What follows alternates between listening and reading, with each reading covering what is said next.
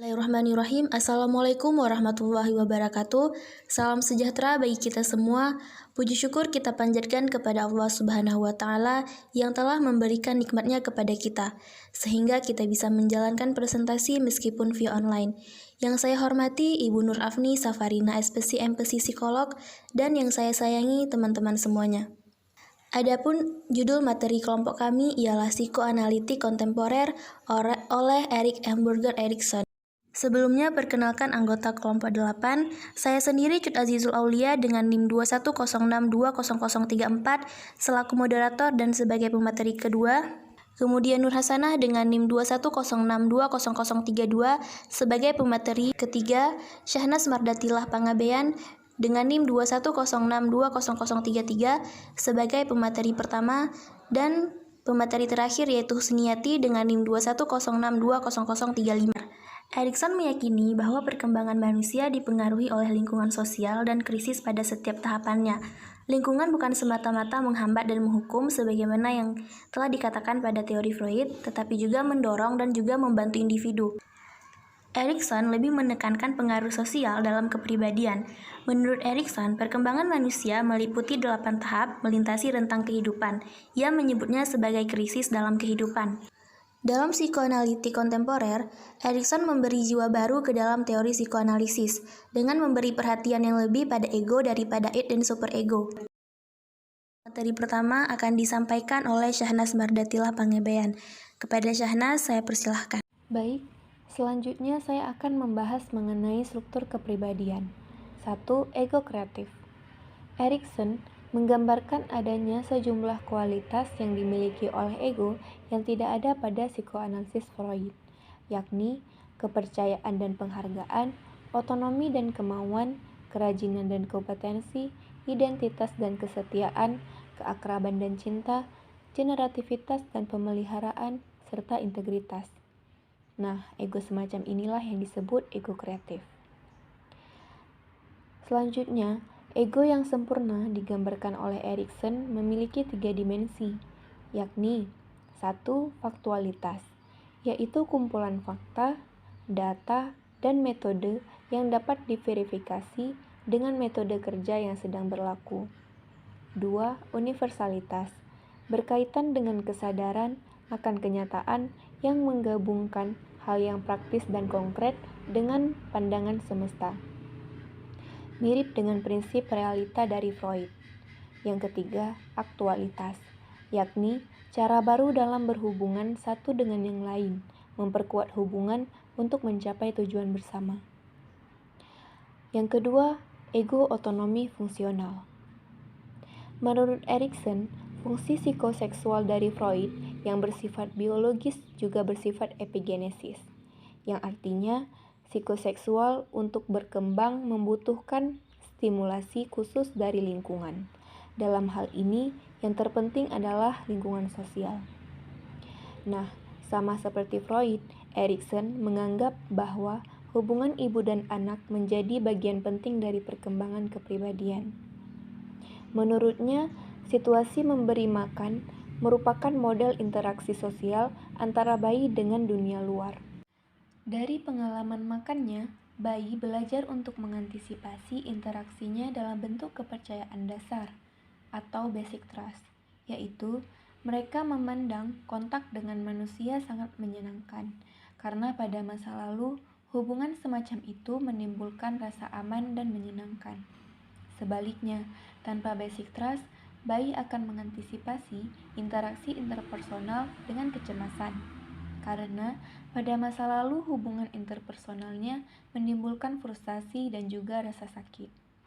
Yang ketiga, pengaruh masyarakat. Nah, walaupun kapasitas yang dibawa sejak lahir penting dalam perkembangan kepribadian, bagian terbesar ego muncul dan dibentuk oleh masyarakat. Erikson lebih mementingkan faktor sosial dan historikal, kebalikan dari Freud yang pandangannya sebagian besar biologikal. Bagi Erikson, ego muncul dengan kelahiran sebagai potensi yang harus ditegakkan di dalam lingkungan kultural. Masyarakat yang berbeda dengan perbedaan kebiasaan, cara mengasuh anak, cenderung membentuk kepribadian yang sesuai dengan kebutuhan dan nilai-nilai kebudayaan. Baik, sekian. Selanjutnya saya akan membahas mengenai perkembangan kepribadian teori psikososial. Menurut Erikson, perkembangan kepribadian seseorang berasal dari pengalaman sosial sepanjang hidupnya, sehingga disebut sebagai perkembangan psikososial. Ia percaya bahwa perkembangan kepribadian seseorang terjadi dalam serangkaian tahapan. Setiap tahapan dalam teori Erikson dibangun berdasarkan kapan sebelumnya dan membuka jalan untuk periode pengembangan berikutnya. Dalam setiap tahap, Erikson percaya bahwa orang mengalami konflik yang berfungsi sebagai titik balik dalam perkembangan.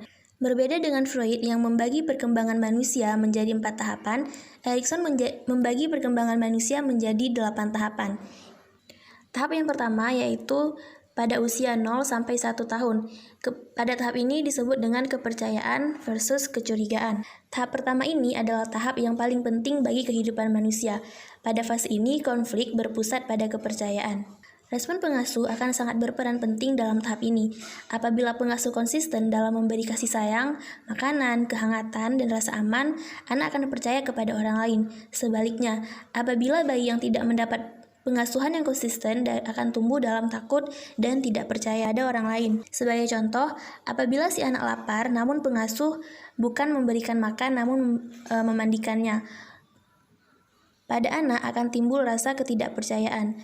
Konflik antara kepercayaan dan ketidakpercayaan memunculkan harapan bayi akan belajar berharap bahwa hal yang menyakitkan ke depan akan berubah. Tahap selanjutnya yaitu usia 1-3 tahun.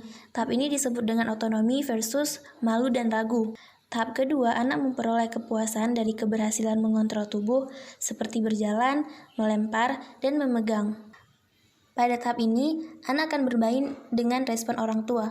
Apabila anak mampu mengendalikan diri dan akan menimbulkan rasa bangga terhadap anak tersebut.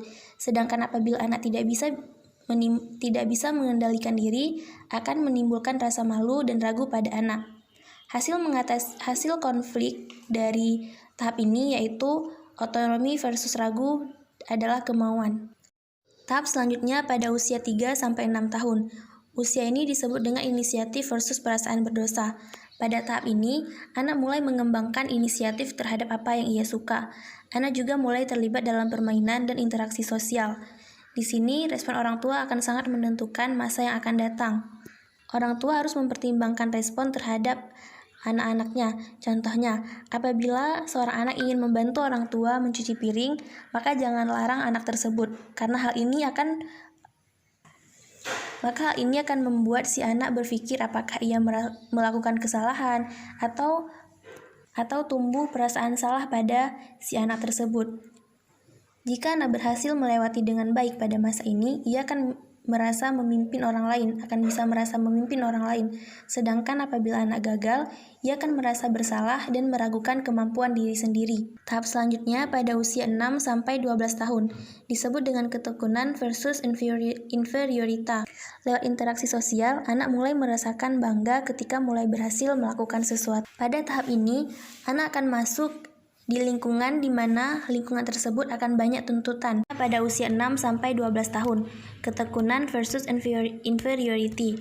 Pada tahap ini, anak mulai memasuki usia sekolah di mana di dalamnya ada banyak tuntutan. Anak-anak mulai belajar untuk memperoleh kesenangan dari menyelesaikan tugas, khususnya tugas-tugas akademik. Hal tersebut akan menciptakan anak yang dapat memecahkan masalah dan bangga akan prestasi yang diperoleh.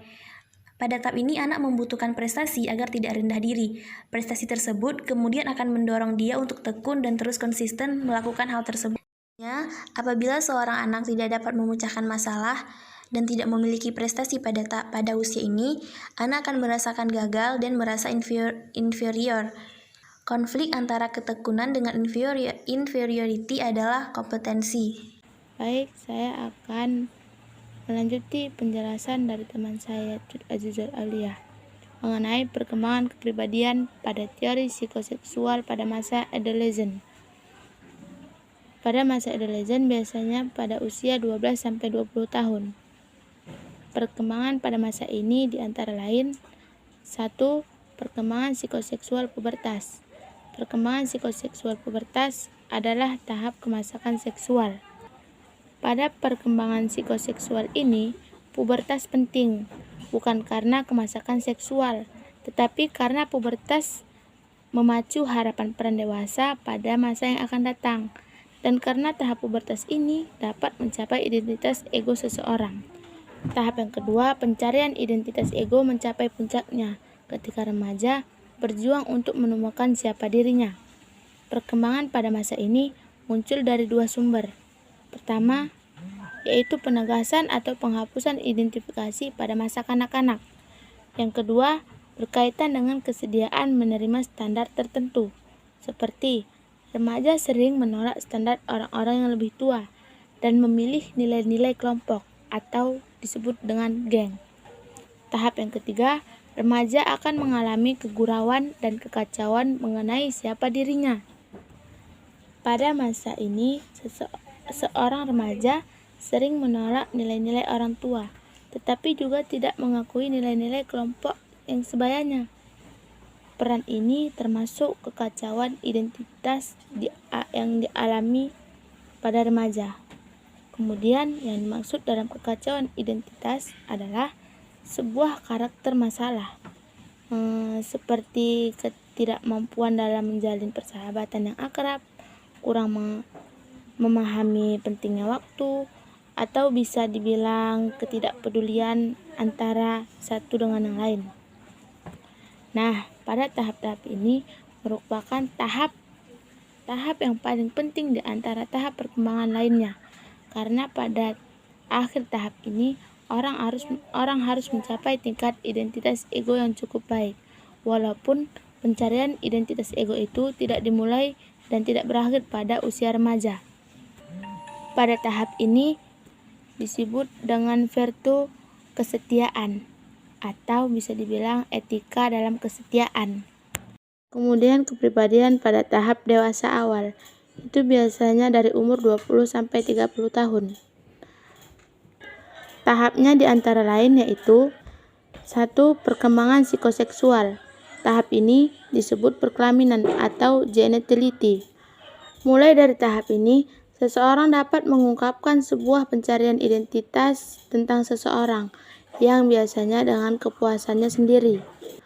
Pada tahap ini biasanya ditandai dengan saling percaya antara satu sama lain dan berbagi kepuasan seksual dengan waktu yang lama bersama orang yang dicintainya. 2. Mereka yang berhasil pada tahap ini akan membentuk relasi dan rasa aman terhadap orang lain, yang mana relasi itu adalah rasa saling antara satu sama lain, atau rasa saling menyukai, saling tolong-menolong, ataupun rasa saling kebersamaan.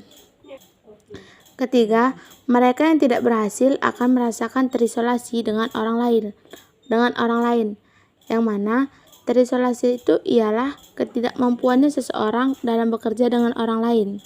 Nah, pada tahap ini, seseorang dapat memperoleh pemahaman tentang diri mereka sendiri dan dapat menyatukan identitas dirinya dengan identitas orang lain, yang mana menyatukan itu adalah sebuah perasaan yang dapat dikembangkan atau cinta gitu, sudah mantap siapa dirinya dan apa yang diinginkannya, maka dari situ akan muncul sebuah tingkatan kebaikan ataupun sebuah kesetiaan dan dapat mengalahkan perbedaan kepribadian dan pengalaman. Atau pada tahap ini disebut juga dengan virtu cinta atau etika dalam percintaan. 8. Dewasa 30-65 tahun. Tahap dewasa adalah waktu menempatkan diri di masyarakat dan ikut bertanggung jawab terhadap apapun yang dihasilkan dari masyarakat.